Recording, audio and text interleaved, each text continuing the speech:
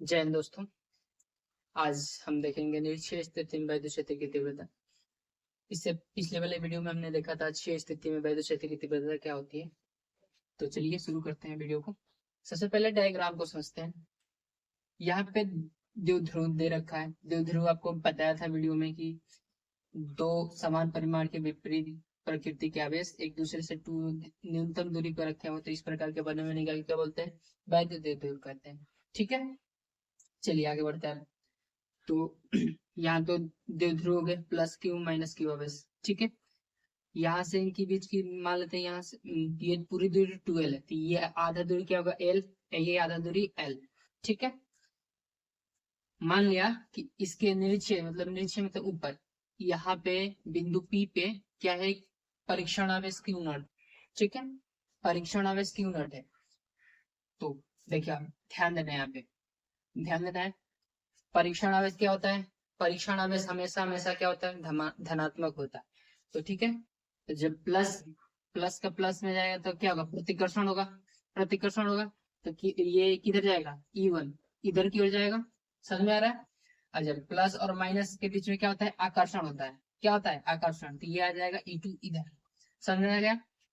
यहां से मान लेते हैं कि यहाँ L दूरी पे या बिंदु, इसको बिंदु O मान लेते हैं। ठीक है, बिंदु O से बिंदु P तक की दूरी क्या है, स्मॉल l है। ठीक है, तो अब ये देखिए कुछ त्रिभुज सा बन गया, ये बन गया। तो पढ़े थे हम लोगों ने समकोण त्रिभुज में। त्रिभुज का फॉर्मूला होता है कि कर्ण का वर्ग बराबर लंब का वर्ग प्लस आधार का वर्ग। पढ़े हैं? ये जो होगा ये ए मान लीजिए, इसको बी मान लेते हैं, ये ओ पी। ठीक है, तो इतना समझ में आ गया। तो अब हम निकालते हैं क्या, माइनस क्यू आवेश के कारण बिंदु पी पर क्या, वैद्युत क्षेत्र की तीव्रता। तो लिखते हैं माइनस क्यू आवेश के कारण, क्यू के कारण बिंदु पी पर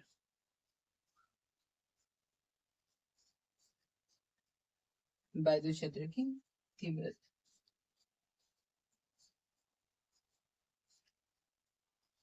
वैद्युत क्षेत्र की तीव्रता E1 E2 है ना, वैद्युत क्षेत्र की तीव्रता E2 मान लेते हैं। ठीक है,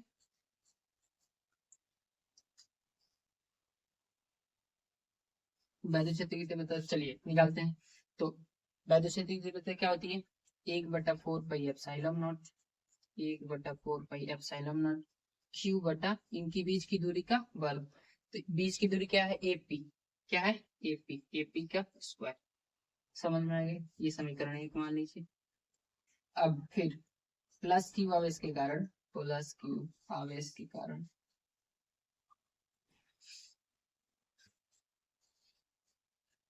आवेश के कारण वैद्युत क्षेत्र की वैद्युत क्षेत्र की तीव्रता। तो प्लस क्यू आवेश के कारण वैद्युत क्षेत्र की तीव्रता निकालेंगे तो क्या हो जाएगा, ई E1।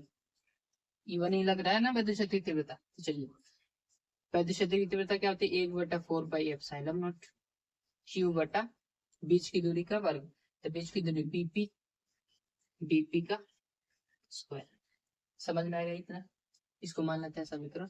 तो इतना क्लियर, कोई डाउट। चलिए अब आगे बढ़ते हैं।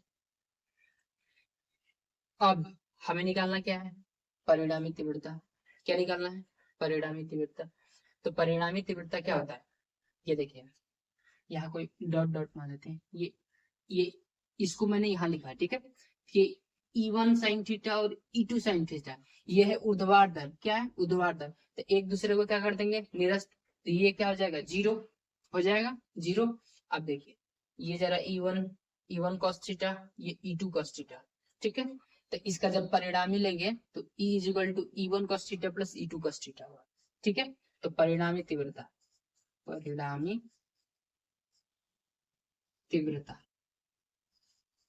तीव्रता E इजिकल टू क्या होगा, E1 cos theta plus E2 cos theta. समझ में आ गया इतना? डाउट किसी को? चलिए अब आगे बढ़ते हैं। ई इज इक्वल, चलिए E1 cos थीटा, E1 कितना है? 1/4 pi, E is equal to 1/4 pi epsilon not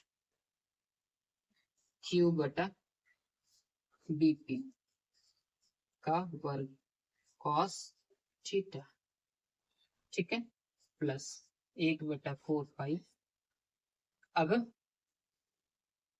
E1 हो गया, अब E2 1/4 pi epsilon not, E2 क्या है? 1/4 पाई एप्सिलॉन नॉट Q बटा AP का whole square cos theta.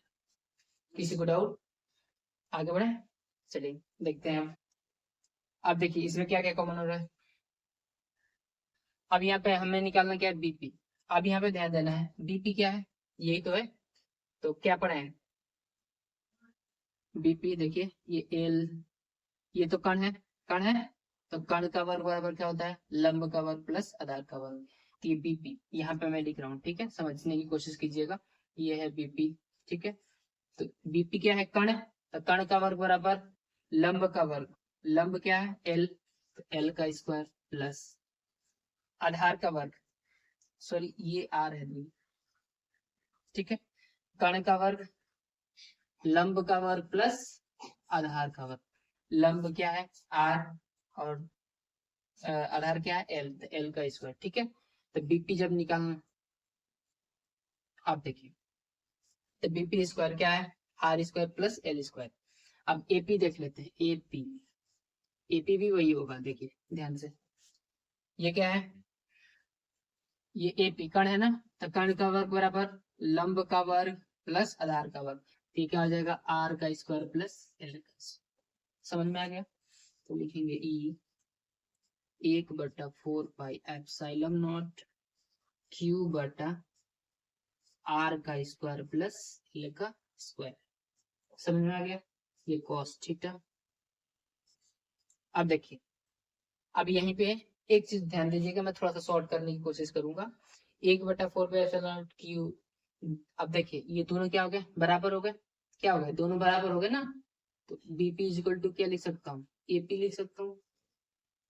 1/4 pi epsilon naught Q, अब ये बीपी क्या बन जाएगा? एपी, दोनों बराबर है तो एपी भी लिख सकते हैं। तो ये क्या हो जाएगा? एपी का square cos theta, 1/4 pi epsilon naught Q AP का स्क्वायर cos थीटा। तो ये भी जब एपी बन जाएगा, 1 मिनट के लिए इसे मिटा देता हूँ, देखिएगा, जब ये भी एपी बन गया, ये भी एपी बन गया, ये क्या दोनों है ना, तो एक और एक क्या हो जाएगा? ये दो। समझ में आ गया इतना? और एपी की जगह एपी कितना है? R square plus L square. समझ में आ गया इतना? कोई डाउट? चलिए अब आगे बढ़ते हैं। अब देखिए cos थीटा, इसे रब कर देता हूं मैं, स्क्रीनशॉट लेना हो तो ले सकते हैं। चलिए इसे रब कर देता हूं मैं। अब देखिए cos थीटा निकालना है हमें, क्या निकालना है? cos theta.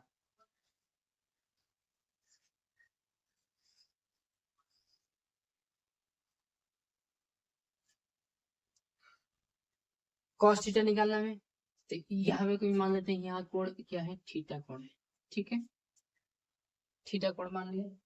तो cos थीटा बराबर क्या होता है? आधार बटा कर्ण। क्या होता है? आधार बटा कर्ण। तो आधार क्या हो जाएगा? ये, कर्ण ये। समझ में आ रहा है? तो आधार, आधार एल है, कर्ण क्या है? ये कर्ण है। बीपी, बीपी क्या था? R square plus L square. समझ में आ रहा है इतना? किसी को डाउट? समझ में आया? चलिए आगे बढ़ते हैं अब। तो cos थीटा बराबर क्या होता है? आधार बटा कर्ण। तो आधार कितना है? एल, आधार कितना है? एल, कर्ण देखिए, कर्ण क्या होगा? तो बीपी का स्क्वायर निकालने क्या है? R square plus L square. तो जब बीपी का स्क्वायर हटाएंगे तो क्या आएगा? रूट में क्या आएगा? ये तो रूट में हो जाएगा R square plus L square. समझ में आ गया? चलिए अब आगे बढ़ते हैं। E is equal to 2/4 pi epsilon naught Q R square plus L square cos theta, cos theta का मान एल बटा रूट में R square plus L square. समझ में आ गया इतना? आगे बढ़े, देखिए अब E is equal to Q L two, इसको 2L क्यू समझ लिए। तो P बराबर क्या बताया था पिछली वीडियो में, वैद्युत ध्रुव। अब वैद्युत ध्रुव पढ़ाया था मैं कि P is equal to 2QL होता है। तो इसको क्या लिख सकते हैं, इसको पूरे को क्या लिख सकते हैं, P इज इक्वल टू पढ़ाया था ना 2L क्यू, ये तो पढ़ाया था कि 2L क्यू, ये हो जाएगा P बटा 4 पाई एप्सिलॉन नॉट, और ये हो जाएगा देखिए एक बटा R² plus L², R² plus L²। इसको अंडर रूट का मान होता है कितना, अंडर रूट का मान होता है 1/2, 1/2 लिख दिया, ठीक है।